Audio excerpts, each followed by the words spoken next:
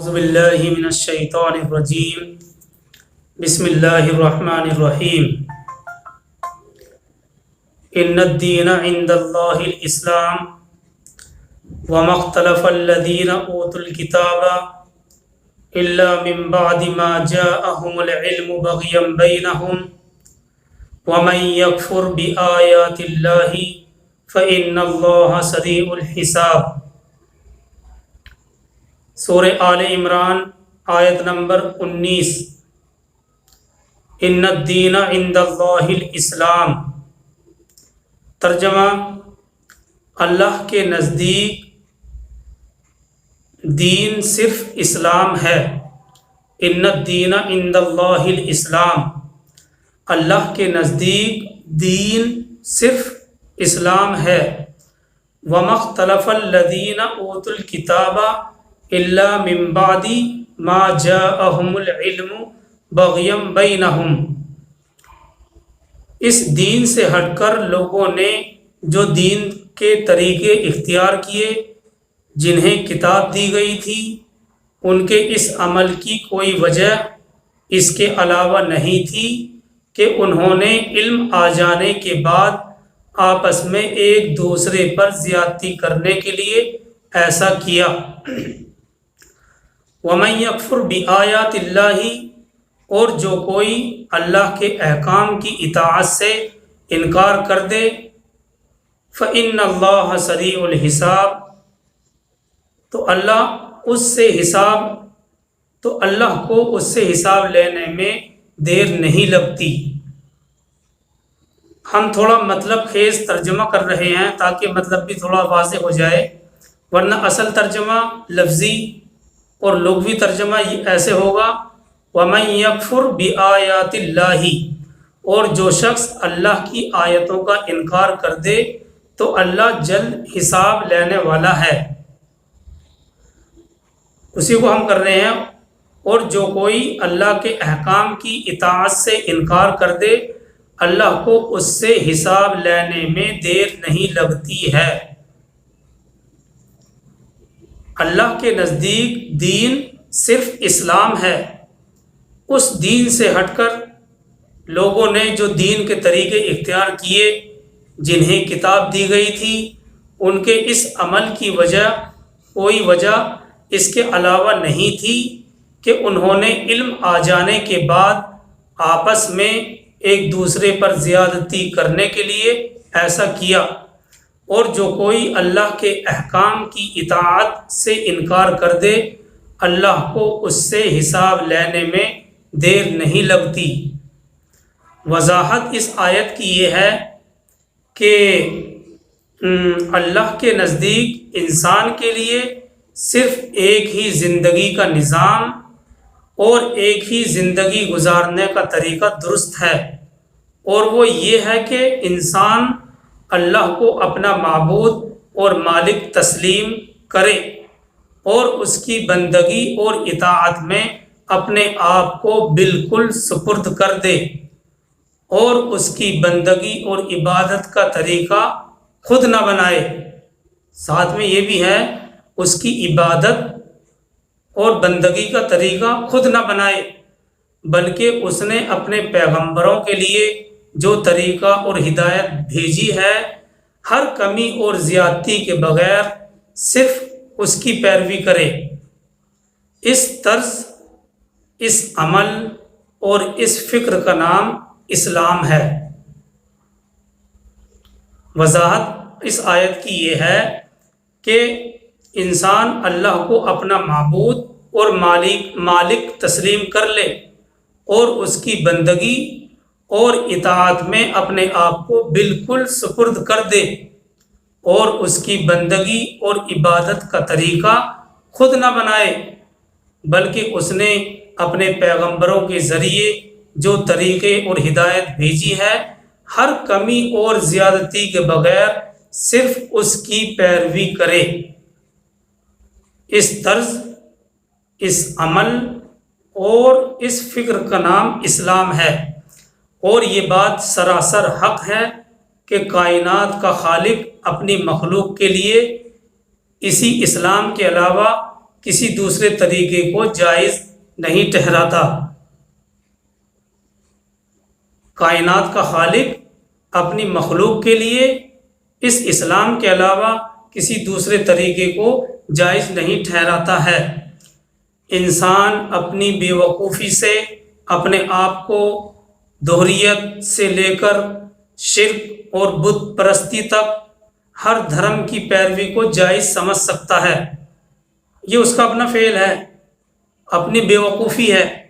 انسان اپنی بے وقوفی اور احمقانہ طور پر اپنے آپ کو دوہریت یعنی کسی مذہب کا نہ ماننے والا ہونا، دوہریت سے لے کر شرک اور بت پرستی تک ہر دھرم کی پیروی کو جائز سمجھ سکتا ہے، لیکن خالق کائنات کی نگاہ میں یہ سراسر بغاوت ہے۔ یہ آیت کے پہلے ٹکڑے کا مطلب اور وضاحت ہے، اور آیت میں یہ بات جو کہی گئی ہے کہ جو اللہ کی آیتوں کا انکار کر دے اللہ کو اس سے حساب لینے میں کچھ دیر نہیں لگتی۔ اس کا مطلب یہ ہے اللہ کی طرف سے جو پیغمبر بھی دنیا میں آئے، دنیا کے کسی حصے اور دنیا کے کسی زمانے میں آئے، اس کا دین اسلام ہی تھا۔ اللہ کی طرف سے جو پیغمبر بھی دنیا کے کسی حصے اور دنیا کے کسی زمانے میں آئے ہیں ان کا دین اسلام ہی تھا، اور جو کتاب بھی دنیا کی کسی زبان اور کسی قوم میں نازل ہوئی ہے اس نے اسلام ہی کی تعلیم دی ہے۔ اس اصل دین کو بگاڑ کر کے اور اس میں کمی بیشی کر کے جو بہت سے مذہب دنیا میں پھیلائے گئے، اس کی پیدائش صرف اس وجہ سے ہوئی کہ لوگوں نے اپنی جائز حد سے بڑھ کر فائدے اور حقوق حاصل کرنے چاہے اور اپنی خواہشات کے مطابق اصل دین کے احکام میں رد و بدل کر ڈالی۔ حالانکہ دنیا کے اندر جتنے بھی پیغمبر آئے،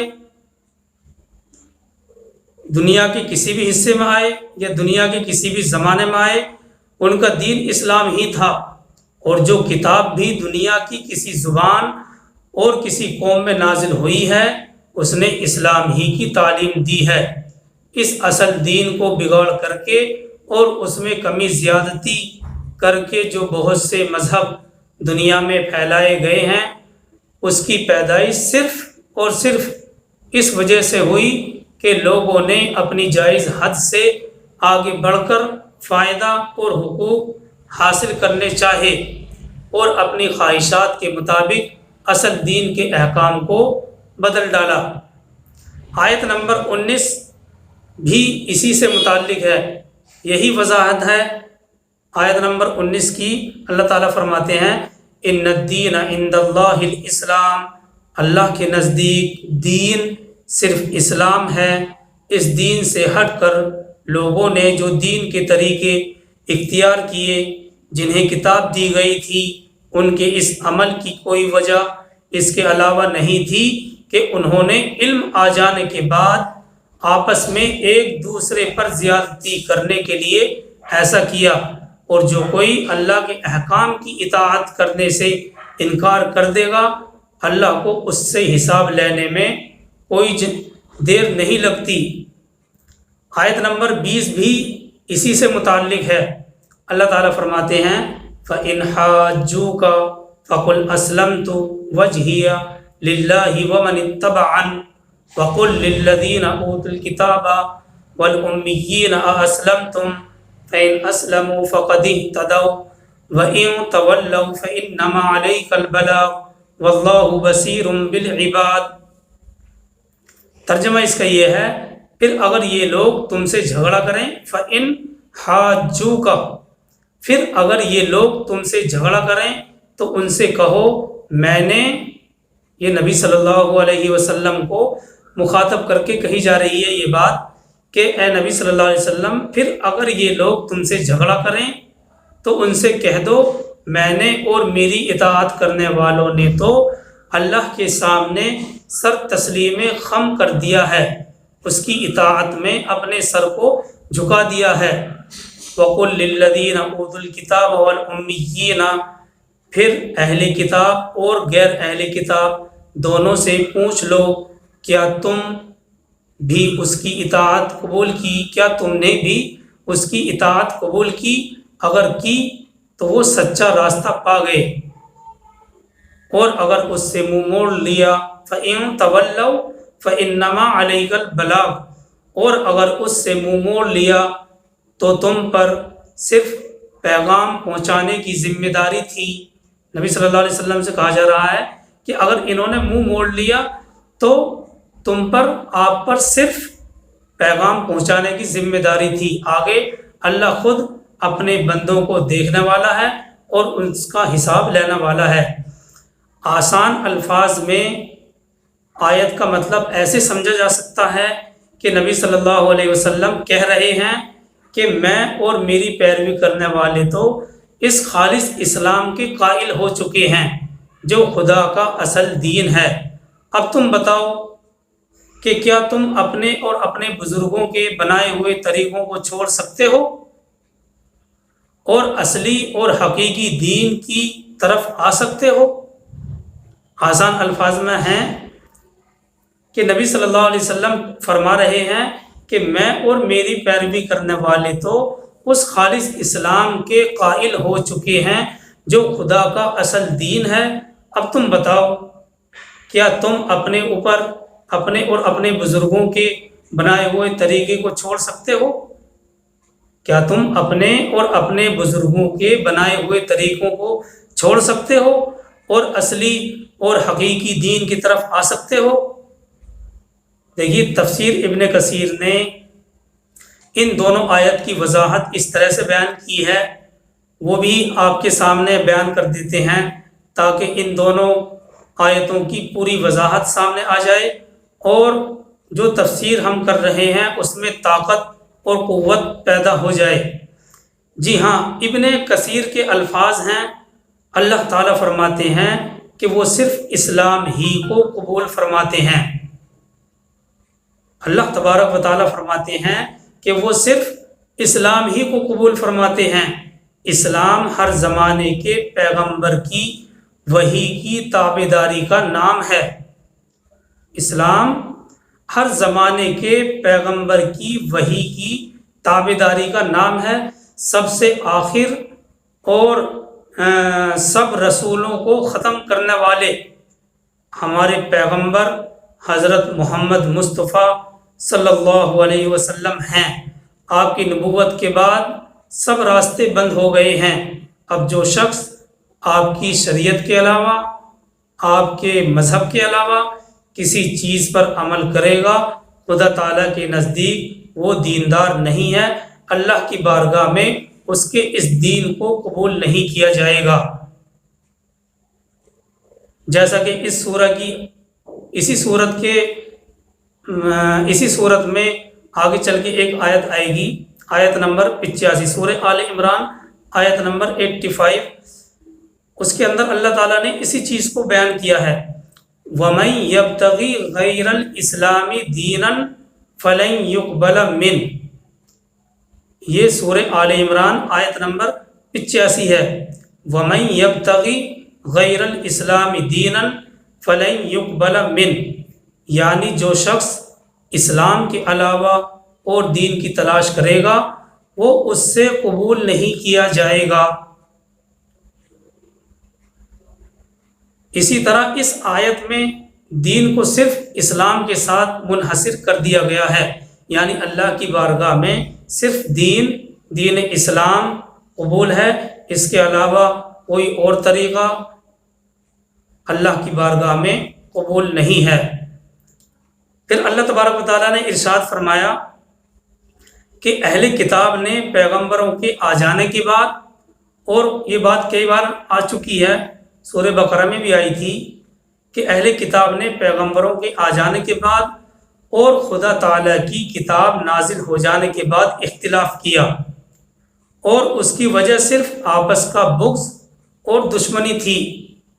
جب خدا کی آیتیں اتر چکیں، اب جو ان کا انکار کرے گا تو اللہ تعالیٰ بھی اس سے اس کے جھٹلانے کا بہت جلد حساب لے گا۔ اہل کتاب نے پیغمبروں کے آ جانے کے بعد اور خدا تعالیٰ کی کتاب نازل ہو جانے کے بعد اختلاف کیا، اور اس کی وجہ صرف آپس کا بغض اور دشمنی تھی۔ جب خدا کی آیتیں اتر چکی، اللہ کا پیغام آ چکا، اب جو اس کا انکار کرے گا تو اللہ تعالیٰ اس کے جھٹلانے کا بہت جلدی حساب لیں گے۔ بخاری اور مسلم میں کئی واقعات سے تواتر کے ساتھ ثابت ہے کہ نبی صلی اللہ علیہ وسلم نے ادھر ادھر کے تمام بادشاہوں کو اور دوسرے لوگوں کو خطوط بھیجے، سندیش بھیجے، پیغام بھیجے، جن میں انہیں خدا تعالیٰ کی طرف آنے کی دعوت دی گئی تھی، چاہے وہ عرب کے ہوں، چاہے وہ عجم کے ہوں، یا اہل کتاب ہوں، یا کسی اور مذہب کے ماننے والے ہوں۔ اللہ کے نبی صلی اللہ علیہ وسلم نے تمام لوگوں کو خطوط کے ذریعے سے یہ پیغام بھجوایا کہ دین صرف اور صرف اسلام ہے، اسلام کی طرف آ جاؤ، کامیاب ہو جاؤ گے۔ اور یہ بات بخاری اور مسلم کی کئی متواتر حدیثوں سے ثابت ہے کہ نبی صلی اللہ علیہ وسلم نے خطوط بھیج کر اللہ تعالیٰ کی دعوت تمام بادشاہوں کو، تمام لوگوں کو دی ہے۔ اور اس طرح آپ نے تبلیغ کے فرض کو، سرکار دو عالم صلی اللہ علیہ وسلم نے تبلیغ کے فرض کو عروج بخشا، بلندی بخشی، اور تبلیغ کے ذریعے سے لوگوں کو اسلام کی طرف بلایا۔ دیکھیے مسند عبد الرزاق میں ہے، حضرت ابو ہریرہ رضی اللہ تعالیٰ عنہ سے مروی ہے۔ یہ روایت مسند عبد الرزاق میں ہے کہ حضرت ابو ہریرہ رضی اللہ تعالیٰ عنہ سے مروی ہے کہ نبی صلی اللہ علیہ وسلم نے ارشاد فرمایا، اس خدا کی قسم جس کے قبضے اور ہاتھ میں میری جان ہے، اس امت میں سے جس کسی کے کان میں میری نبوت کی آواز پہنچی اور وہ میری لائی ہوئی چیز پر ایمان نہ لائے، چاہے یہودی ہو، چاہے نصرانی ہو، اور اسی بے ایمانی کی حالت میں مر جائے تو یقیناً وہ جہنمی ہوگا۔ یہ روایت حضرت ابو ہریرہ رضی اللہ تعالیٰ عنہ سے مروی ہے کہ نبی صلی اللہ علیہ وسلم نے ارشاد فرمایا، اس خدا کی قسم جس کے قبضے اور قدرت میں میری جان ہے، اس امت میں سے جس کسی کے کان میں میری نبوت کی آواز پہنچی اور وہ میری لائی ہوئی اس چیز پر ایمان نہ لائے، چاہے یہودی ہو، چاہے نصرانی ہو، اور اسی بے ایمانی کی حالت میں مر جائے تو یقیناً وہ جہنمی ہوگا۔ مسلم شریف کے اندر بھی یہ حدیث ہے، اور حضرت صلی اللہ علیہ وسلم کا یہ ارشاد بھی منقول ہے کہ میں ہر سرخ اور سیاہ کی طرف خدا تعالیٰ کا نبی بنا کر بھیجا گیا ہوں۔ نبی صلی اللہ علیہ وسلم فرماتے ہیں کہ میں ہر سرخ اور سیاہ کی طرف خدا تعالیٰ کا نبی بنا کر بھیجا گیا ہوں۔ اور ایک حدیث میں ہے کہ ہر نبی صرف اپنی قوم کی طرف بھیجا جاتا رہا، میں تمام انسانوں کے لیے نبی بنا کر بھیجا گیا ہوں۔ اسی طرح سے مسند احمد میں حضرت انس رضی اللہ تعالیٰ عنہ سے مروی ہے کہ ایک یہودی لڑکا جو نبی صلی اللہ علیہ وسلم کے لیے وضو کا پانی رکھتا تھا اور جوتیاں چپلیں رکھ دیا کرتا تھا، جوتیاں لا کر رکھ دیا کرتا تھا، وہ ایک مرتبہ بیمار پڑ گیا۔ سرکار دو عالم صلی اللہ علیہ وسلم اس کی بیمار پرسی کے لیے تشریف لائے۔ اس وقت اس کا باپ بھی سرہانے بیٹھا ہوا تھا۔ آپ نے فرمایا، اے فلاں لا الہ الا اللہ کہو۔ اس نے اپنے باپ کی طرف دیکھا، باپ نے کہا ابو القاسم کی بات مان لے۔ پھر اس بچے نے کہا اشہد اللہ الہ الا اللہ وانک رسول اللہ۔ نبی صلی اللہ علیہ وسلم وہاں سے یہ فرماتے ہوئے اٹھے کہ اللہ تعالیٰ کا شکر ہے جس نے میری وجہ سے اسے جہنم سے بچا لیا ہے۔ صحیح امام بخاری بھی اس حدیث کو اپنی کتاب میں لے کر آئے ہیں، یعنی یہ کتاب بخاری میں بھی ہے، اور اس وقت جو میں نے آپ کے سامنے روایت کی ہے یہ مسند احمد کے حوالے سے نقل کی ہے۔ مسند احمد میں حضرت انس رضی اللہ تعالیٰ عنہ سے مروی ہے کہ ایک یہودی لڑکا جو نبی صلی اللہ علیہ وسلم کے لیے وضو کا پانی رکھتا تھا اور جوتیاں لا کر دیا کرتا تھا، وہ ایک مرتبہ بیمار پڑ گیا۔ سرکار دو عالم صلی اللہ علیہ وسلم اس کی بیمار کرسی کے لیے تشریف لے گئے۔ اس وقت اس کا باپ بھی اس کے سرانے بیٹھا ہوا تھا۔ آپ نے فرمایا اے فلاں کہو لا الہ الا اللہ۔ اس نے اپنے باپ کی طرف دیکھا، باپ نے کہا ابو القاسم، یعنی نبی صلی اللہ علیہ وسلم کی جو کنیت ہے ابو القاسم ہے، ابو القاسم کی بات مان لے۔ پھر اس بچے نے اشہد اللہ الہ الا اللہ کہا وانک رسول اللہ۔ نبی صلی اللہ علیہ وسلم وہاں سے یہ فرماتے ہوئے اٹھے کہ اللہ تعالیٰ نے میری وجہ سے اس کو جہنم سے بچا لیا۔ اس کے علاوہ اور بھی بہت سی حدیثیں اور قرآن کی آیتیں اس بارے میں آئی ہیں جن سے پتہ چلتا ہے کہ اللہ کے نزدیک دین صرف اور صرف اسلام ہے۔ اس کے علاوہ کوئی شخص کوئی دوسرا طریقہ یا کوئی دوسرا عمل اللہ کی بارگاہ میں پیش کرے گا، اللہ کی بارگاہ میں اس کو قبول نہیں کیا جائے گا، اللہ کی بارگاہ میں وہ رد ہے۔ دیکھیے آیت کے آگے اللہ تعالیٰ اسی آیت میں جو آخری الفاظ میں سے ہیں وَإِن تَوَلَّوْا فَإِنَّمَا عَلَيْكَ الْبَلَاغُ، اس آیت کے آخری جملوں میں سے ہے، اور اگر وہ منہ موڑ لیں تو اے نبی صلی اللہ علیہ وسلم آپ کی ذمہ داری صرف ان تک پہنچا دینے کی ہے۔ اس بارے میں ڈاکٹر اسرار احمد صاحب اپنی تفسیر میں لکھتے ہیں قرآن کے حوالے سے، یعنی اے نبی صلی اللہ علیہ وسلم آپ نے ہمارا پیغام ان تک پہنچا دیا، ہماری دعوت ان تک پہنچا دی، ہماری آیات ان کو پڑھ کر سنا دی۔ اب قبول کرنا اور نہ کرنا ان کا اپنا اختیار اور چوائس ہے، آپ پر ذمہ داری نہیں کہ یہ لوگ ایمان کیوں نہیں لائے۔ سورہ بقرہ میں ہم یہ الفاظ پڑھ چکے ہیں وَلَا تُسْأَلُوا عَنْ أَصْحَابِ الْجَحِيمِ، الف لام پہلے والے پارے میں آیا تھا وَلَا تُسْأَلُوا عَنْ أَصْحَابِ الْجَحِيمِ، یعنی آپ سے سوال نہیں کیا جائے گا جہنمیوں کے بارے میں، وَلَا تُسْأَلُوا عَنْ أَصْحَابِ الْجَحِيمِ، اور آپ سے سوال نہیں کیا جائے گا جہنم والوں کے بارے میں۔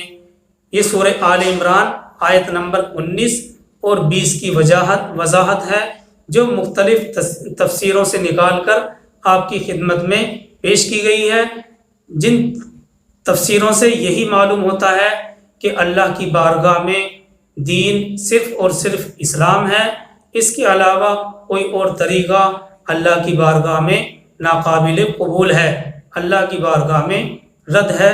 اللہ تبارک و تعالی ہم سب کی زندگی کے اندر اسلام